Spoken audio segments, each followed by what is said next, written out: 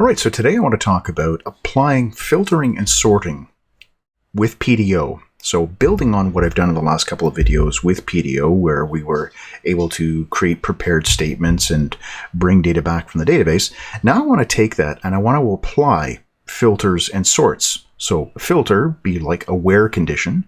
So I only want to bring back things that match a certain pattern, or sorting.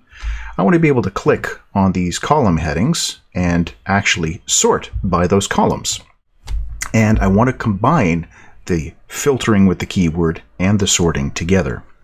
So what we're going to do in here is, first of all, this is actual data that's coming to my database, or from my database rather. I have this products table that I created.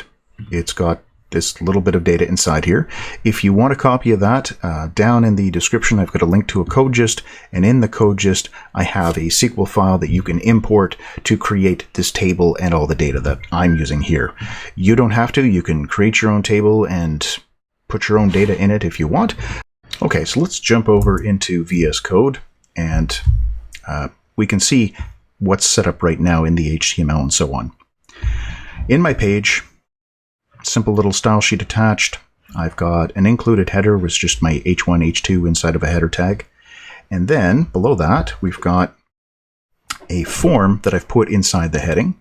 And inside there, we've got our input with the name filter, and then two buttons, one for actually running the query and one for clearing out the filter if we don't want to apply it as we're going through and doing the different sorting.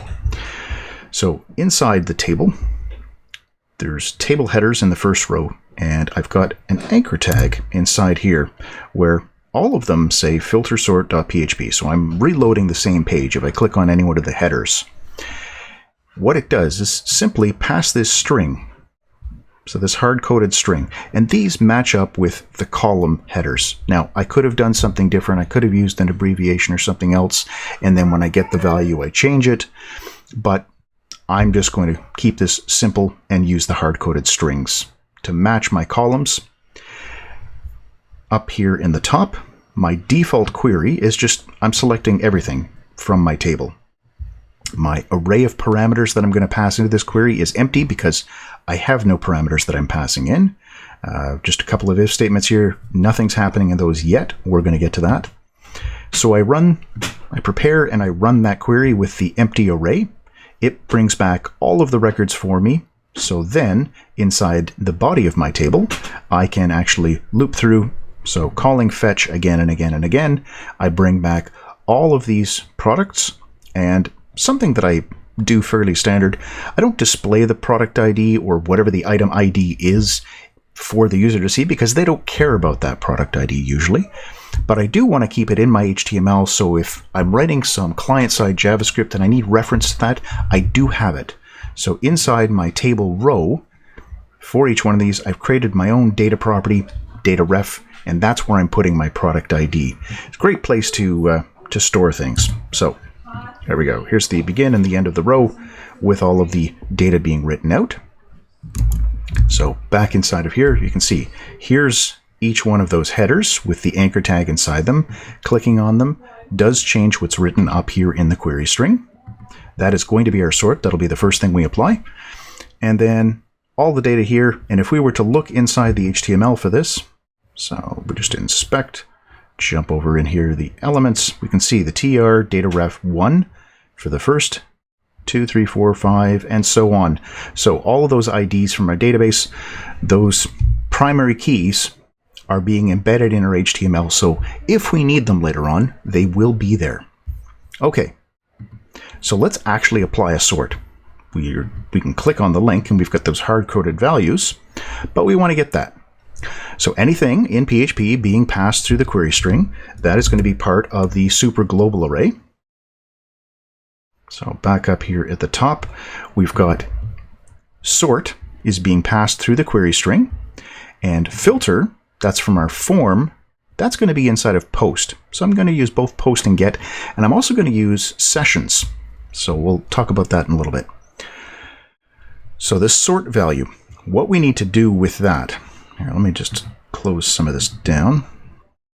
So we're taking get sort, And then down here, if is set. So if I've got something in the query string that starts, or that is sort, and the length of sort is greater than 0, just in case somebody tried to write something, what we're going to do is we're going to take that value and we need to make it part of our query. So we're going to do something like this. So str_sql, that's my default string right here. That's where I'm starting with. I'm going to actually append onto the end of that my order by statement. So we'll say order by, and in PHP, if we're inside the double quotes here, then I can just put in my variable. And sort is going to be my variable. I'm going to take the value from get. So that's the query string value. I'm going to call trim on this because I want to get rid of any extra leading or trailing spaces, just in case there was a typo. I left an extra space inside the HTML. So to handle that, we use trim. Now, my problem is not that this won't work. I can do this sort. So if I save that and I come back in here, I can click on unit now. I can click on price. I can click on categories or products, and the sort works. All we had to do was append that order by. So very easy to do. Get the value out of the query string and make it part of this. Now, it's not part of a prepared statement, though. It's not a string that we want PDO to wrap inside of the quotation marks and make it part of our query. That means that PDO is not going to be filtering this. It's not going to be checking to make sure that there's nothing nefarious about this value. And that means I can come in here as a user and write anything I want. So here's the secret column name. I want to sort it by that, or I want to try and do something. Right now, my query is just going to fail because this is not a column, so it's going to be empty results. So this is what I'm going to get, and I'm fine with that. But I want to protect myself in case they're trying to do something in here like a SQL injection attack. So I'm going to take whatever that value is, the trim, and I'm going to use the add slashes function. This is something built into PHP, and it just basically puts the backslashes in front of anything that could be a special character for use in a SQL query. By doing that, I'm still going to get this same result. If I refresh that, same result, but I'm protected and my database is protected, and that's what I really care about here. So this is an important step. We want to make sure that we're doing that. If we're just injecting into the actual string itself, not through PDO. Okay, so we have sort. It's working. Filter, the next part. This is a little bit more complicated, but not a lot. What we're going to do in here, similar to what we did with the sort, inside of here, I'm going to create a variable called filter, just like I had one called sort down there. And we will take the value from the post filter. So this is coming out of the form. If we go down inside the form, right here, there it is. It's the name of this input. Now, very important to note, it's the name, not the ID. IDs do not get sent to the server. Same thing with these buttons. I've got ID for my CSS and my JavaScript, but the name, this is the part that gets sent to the server. And anytime you're building a form that can be submitted to the server directly, what's going to happen is if you've got submit buttons, but they don't have names, if they've only got IDs, they're actually not going to be sent. But with the names, having two submit buttons, I click on one. This is the only one that gets sent of the two submit buttons. If I click on the btn filter, that's the one that gets sent to the server. So I can use the existence of one of these as a trigger to do something in my code. And we are going to actually do that when we want to clear out the old filters. We're going to look and see if is set post btn clear. So if somebody has clicked on that clear button, I want to get rid of my old saved value for the filter. So we will come back to that. All right, so post filter, this is the input. We've got that. We've trimmed it. So if there's any extra spaces, we've got rid of those. That's going to make matching values in the database a little bit easier. Now I need to update this SQL statement, same as I did down here. And it's important to note that I am putting this filter part before the sort part, because in your SQL statement, the order by has to come after the where clause, which is what we're doing right now. And I'm going to have a space there just in case. I do have a space here, but between the two of them, you want to make sure that you have at least one space. If you've got multiple, that's fine. And I'm going to say where product name, and I'm going to use like, because I want to do wildcard matching. And for my prepared statement, there's the question mark. This is what we're going to take this filter value and have PDO inject that for us. So we have this, and then we have to add it to here. So params is an array, and in PHP, if you use just empty square brackets, it's like calling the push method in JavaScript to add something to an array. I'm going to put wildcard characters on either side of it, so at the beginning and at the end, and our filter variable, that's what goes in the middle here. So I'm going to take whatever they've written, put percentage signs, so wildcard characters on either side of it, and then that is what's going to be passed to our query. So right down here in this prepared, the question mark is going to be leave a space for the filter, and then the params array has the value to execute it. Okay, so let's test that out. We've got the basic filter here. So if I'm going to filter, let's clear this off. Okay, so if I'm going to filter, let's say I'm going to look for CH. That's going to bring me back cheddar, cheese. I think that's it, just those two. So we'll click go, and there we are. The filter is working. Nothing up here because it's being sent through post. Just the letter E. That works. So it can be at the beginning, middle, doesn't matter where it is. It will find a match for that. Now, if I've got this and I click on product, I've lost my filter now. So no, I wanted E, and I click go. Okay, I've filtered it. Now I want to sort it by name. Oh, I've lost my filter. And you go back and forth. So how do we combine these two things? How do I apply a filter and then do sorting? Well, we have to prioritize one over the other. And let's prioritize the filter. The filter is the thing that more than likely you want to hang on to. So session variables is a good solution for this. We can take whatever they've put inside of here. If they submit something, we can put it into a session variable and then hang on to it for later. So back in here, if it's in the form, great.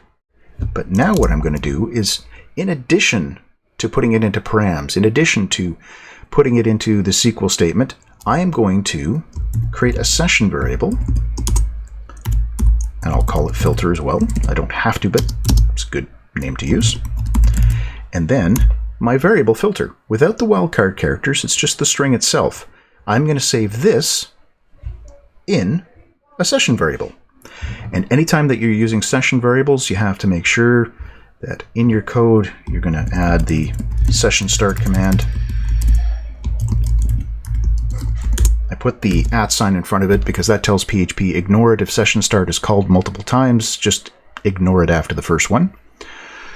So now we're allowed to use session variables. We're saving it inside of here if the person sends something in. And then if they click on one of those column headings to do the sorting, the time after. So I've clicked once, I've done the filtering, and then I click on a header to sort in addition to the filter. I can now check. Say, okay, well, they didn't submit one, but do I have one inside the session? Yeah, I do. Okay, awesome. If I've got that, then let's just extract it. So we'll say, we'll take from the session that value called filter, put it into our variable filter. I don't have to call trim again because it was trimmed before it was put into the session. And then we do the same thing as we did right here. These two lines again, same thing. Okay, so now I should be able to filter. Let's do OU. Okay, I've applied a filter. I've only got those two things left. And when I click on here to sort it. I'm not losing the OU, but my filters do seem to be working. So I'm combining the filter, the filter from here and my sort. Okay, great. But what now if I want to get rid of the filter and I want to go back to all of the records? So clear filters. I click on that. Okay, that worked. It got rid of it. It just sort of reloaded the page with a blank filter inside of here. But we can clear filters that are saved inside of session. So up here inside of the check for if they clicked on that clear button, we want to make sure that we get rid of that. So we'll just call unset session filter. There we go. So the clear filters now clears out what was inside of that session variable. So if with all the records there, I start clicking on these, I don't have to worry about there being that still in there. All right, just a couple little cleanup things that I want to show you. If you are working with PDO, with any one of these prepared statements, and you're running into errors, you're not getting the results that you want, one thing that you can do inside of here, so this prepared, this is a PDO statement. And if we go into the PDO manual, you can see things are kind of broken up into a couple of categories. There's the PDO class itself. These are the class methods. Then you have PDO statement with a bunch of methods. And then there's an exception and drivers. Inside of here, we have in the statement. So the statement object is this thing right here, this prepared, this variable. That is a statement. And this command right here, debug dump params. If you want to see what the actual query that was sent to the server along with your data, we can get that right here. So we can write it out. We can say echo prepared, and then we call that method